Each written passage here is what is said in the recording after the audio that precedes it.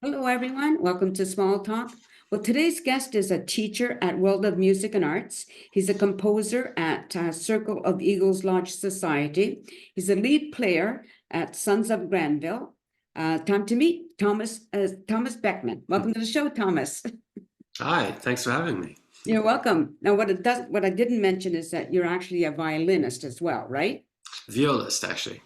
I Pardon? mean, I teach violin, but viola is my principal instrument. So I The suppose you'd viola? call me a violist. Oh, okay. Sorry about that. Small thing. No worries. Yeah. So, why that instrument? Just out of curiosity. Um, when I was doing my undergrad, my teacher felt that the violin was a bit small on me, and so when I switched to the viola, it just felt like a much better Okay.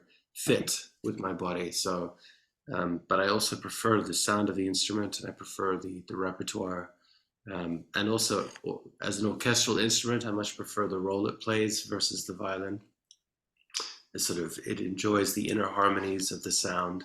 So Okay. it's a beautiful sort of timbral color, and I just love the nature and the personality of the instrument. Is it Yeah. a difficult instrument to learn? Well, is there an easy instrument to learn? I mean, Well, yeah, I, sorta. it's an old. I think any held string instrument is awkward because it inverses your body. Right. So mechanically, it's like when I teach new students, it always takes a while to get around.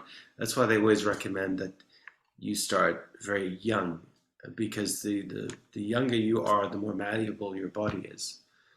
Right.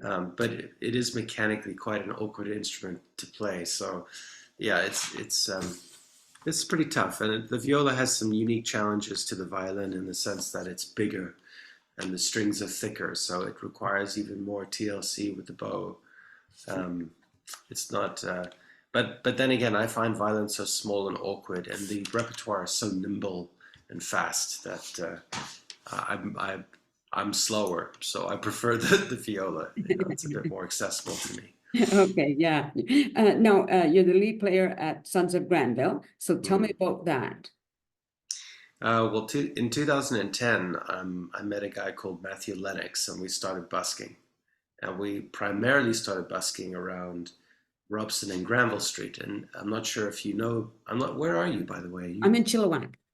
Oh, you're in Chilliwack. Okay, so then you know Vancouver probably pretty well. Not really.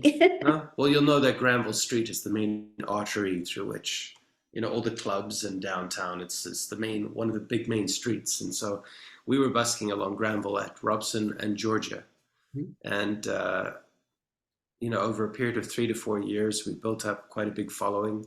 We added a percussionist, Jared Plett, who still plays with us today, and we crafted 2 CDs, and we Nice. just we had a lot of success, and we became sort of semi locally quite well known, and so we started in 2010. 2014, Matthew went, and he went to go busk in Europe because that was always his dream, and he's become very successful over there, and he's now playing on cruise ships.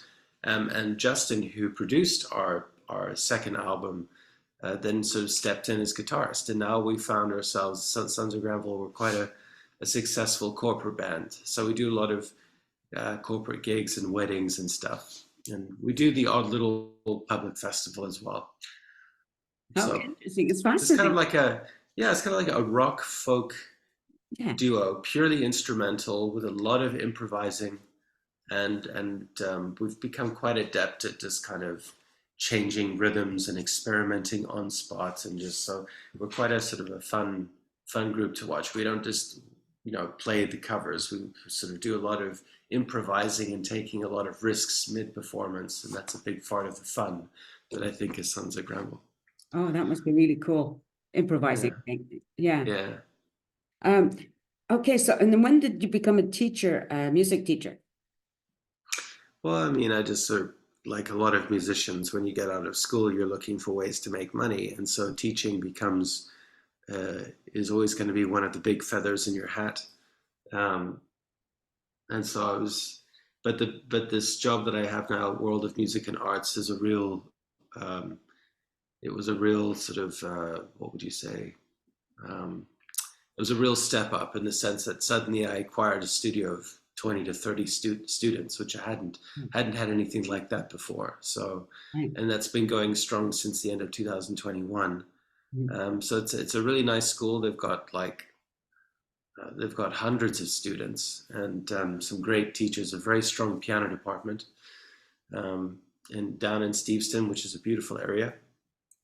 So yeah, and I really love it. It sort of provides me the backbone for a lot of what I do, because I do spend a bit of money on recordings and stuff, and so this kind of just finances everything, and also just helps me to pass on the gift of music to the next crop.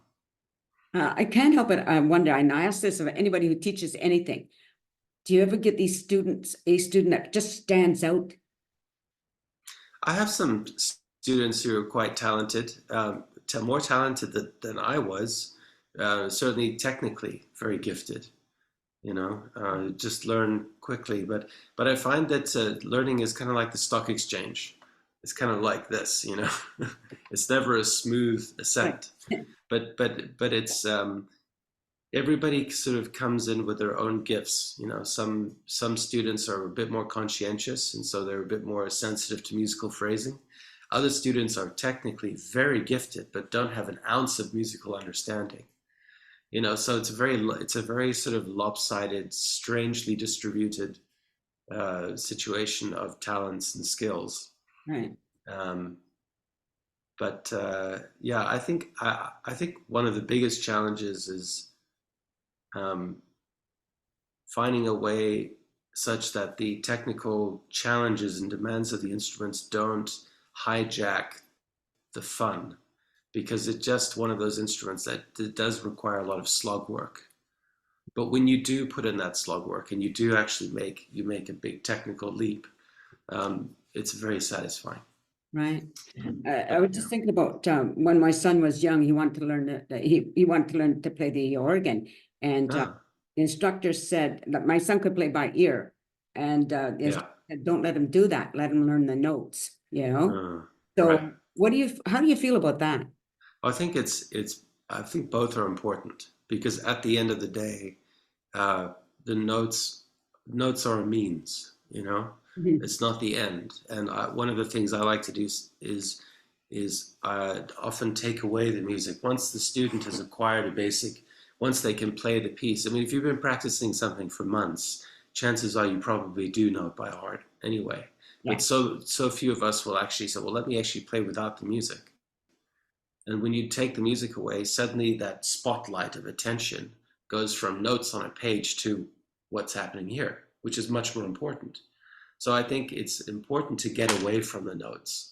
It's important to come back to the notes to make sure you're not missing things, and not just notes themselves, but expressive markings and dynamics, a lot of detail that the composer might have put in there. You don't want to skip that or become oblivious to that, but it's important to internalize something so that you're not dependent on the notes.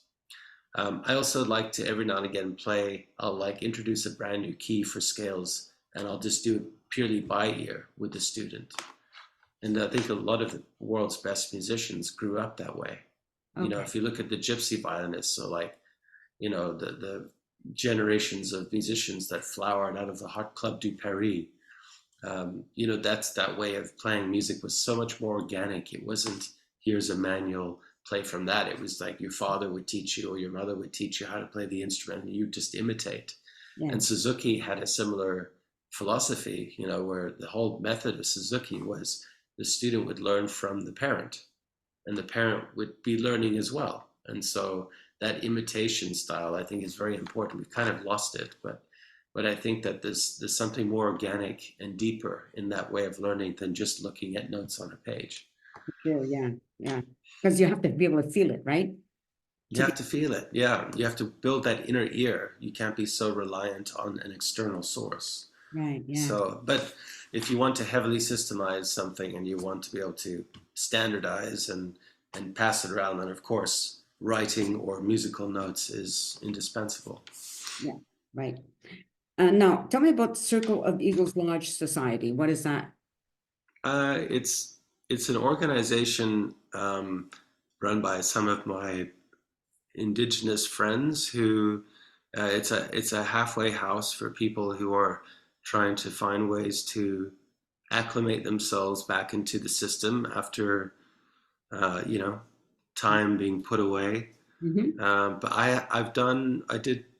think I've done 2 films for them now, and they basically share stories, testimonials by people they've either been residential school survivors, or they've experienced racism or uh, other very harsh life experiences. Jason Lawrence is a producer there. Merv Thomas is a producer slash director, and so they've initially it started off with the Canadian Aboriginal AIDS Network, where they did a whole series called what was it, Promising Practices, where they were basically trying to educate members from their community on the dangers of drug addiction, how to get help, and some diseases that were spreading. So just trying to sort of elevate their communities, and I know there was a big focus placed on the revivification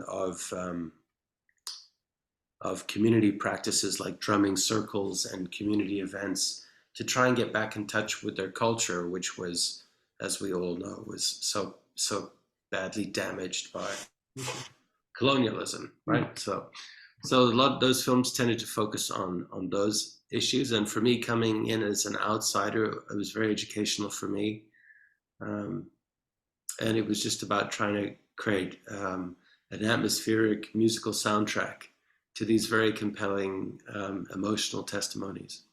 Oh, okay. Mm-hmm. So now I know you have a website, so I'll imagine all of that information, including your music, is on your website, right? A lot of it is, yes, including this new series that I've been working on since last year called Viola Licks. Excuse me. Okay, so knowing that this is going to be airing July 3rd, Mm-hmm. anything coming up after that? Well, I mean, I'm halfway through the Viola Licks series, which if I may expand a little bit on, Please do. it's one of my passions aside from the viola is film music. I've always loved film music, particularly the music of John Williams, but others like Bernard Herrmann and Jerry Goldsmith and many others. And so the idea was to address a sort of a creative gap in social media, particularly YouTube, because there's not much of the viola. There's lots of covers performed by violinists and cellists, but I noticed that there was very little that was of a high quality by viola players or violists. Right. And I thought, well, one of the great ways to bring an audience to the instrument is to play music that everybody knows and loves. And music, I'm not too nuts about pop music, but I love film music, and film music is certainly very popular, especially the big hits, you know. Yes. So the idea was, the last year I went to Ladysmith, where a good friend of mine, Sam Ryan, has a studio, and I put together 52 arrangements, very short, about a minute to 2 minutes, Mhm. of some of the most famous film and television themes. I arranged them and I performed them in the studio, and then we mixed them. And then between that and this year, we've been doing the videos for them as well. So right now we've uploaded about half of the series, Right. because now we're in June, and I started releasing back in January. We started with Star Trek. So we've got another half year to go, and every Friday, every week, every Friday, we're releasing a new short musical video slash cover of a famous film theme. So this month we're doing, I'm calling it Month of Heroes. So we've just released Beverly Hills Cop, the Axel F theme, and this last Friday we released the Raiders March from Indiana Jones. Okay. Next week we've got James Bond, and the week after that we've got Blade Runner. And then the month after that, we've got a few more hero themes like Lord of the Rings and stuff. So, Right. so it's been a lot of fun. So that's what I'm hoping to track. And it's nice the channel's doing really well. And Bridgerton, the theme for Bridgerton is actually trending. And it's been shared for like well over 20,000 times on Instagram. Oh my goodness. And on the YouTube, it's just spiking. So it's nice to finally see some of the videos are getting some traction. Yeah. So yes, and on the website you'll see some of that. Oh, that is really, really awesome. Hmm. Yeah, so you must be one of these people that are always constantly busy. Like it sounds like it, You're performing, you're teaching, you're composing, right? Yeah, it's a fun, busy life. Now, I just have to ask because I hear your accent, okay? Where you're from originally? Well, I was born in Canada, but I grew up in South Africa in Cape Town. Okay. Yeah, so when I was 6, I moved with my family from here, Vancouver, to Cape Town, Hmm. and I stayed there for 19 years. I did all of my school. I did my first 2 musical degrees there as well. I studied with a Russian actually, and Okay. then yeah, and then I came back here in 2008 on my own, and I did 2 years at UBC, and then I've just been freelancing and teaching since then. Sounds pretty awesome, actually. Yeah, no, Cape Town's a very interesting, it's a beautiful city. It's very similar to Vancouver in that we've got the sea and the mountains, Oh, nice. but Yeah. it's a different climate, and it's culturally it's a world apart. It's very very different. Yeah, for sure. Well, I think we covered everything. Do you think we did? I think so. Yeah. Okay, well, just stay on camera. To the audience, Okay. thank you for watching the show. You've been listening to, sorry, all of a sudden I've forgotten your name. Thomas, Thomas Beckman. Thomas. Sorry about No, that. it's okay. You're a Um, busy interviewer. Thank you. And I often, I do this to myself all the time. Like, I know your name, but for some reason I just blank out Oh, I've had that happen to me so many times. Don't worry. it just makes you feel silly, at the moment. But it's just a name. Yeah, just It's a name. something beneath the. Anyway, to the audience, thank you so much for watching the show. I hope you continue to do so. Take care, everybody, and peace out. Thanks for having me.